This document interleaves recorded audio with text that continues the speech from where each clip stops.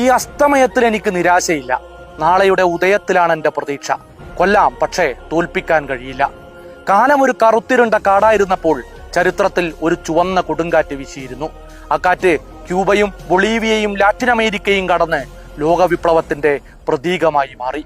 അർജന്റീനയിൽ ജനിച്ച് ഗ്വാട്ടിമാലയിൽ വിപ്ലവം നടത്തി, ക്യൂബയിൽ വിജയം മുഴക്കി, ബൊളീവിയയിൽ എരിഞ്ഞടങ്ങിയ വിപ്ലവ നക്ഷത്രം ഏണസ്റ്റോ റാഫേൽ ഗുവേര ഡിലസെർണ എന്ന ഏണസ്റ്റോ ചെഗുവേര. അർജന്റീനയിൽ ജനിച്ച് പഠിച്ച് ഡോക്ടറായി ലോകത്തിന്റെ രോഗത്തിന് വിപ്ലവം എന്ന മരുന്ന് നൽകി.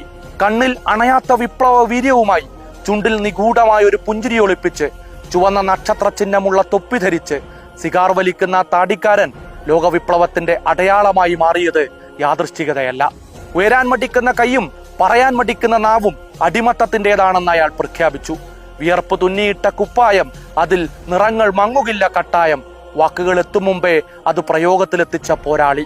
ഒരു ദിവസം തീർന്നു പോകുമെന്നറിഞ്ഞുകൊണ്ടു തന്നെ അയാൾ യാത്ര തുടർന്നു. ഒടുവിൽ 39-ാം വയസ്സിൽ കൊന്നൊടുക്കിയിട്ടും അയാൾ തീർന്നുപോയില്ല.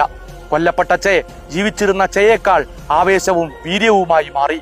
യാങ്കി സാമ്രാജ്യത്വ താൽപര്യങ്ങളുടെ വെടിയുണ്ടകൾക്ക് തകർക്കാൻ കഴിയാത്ത കരുത്തുമായി ചെഗുവേരക്കാറ്റ് ലോകത്താഞ്ഞടിച്ചു.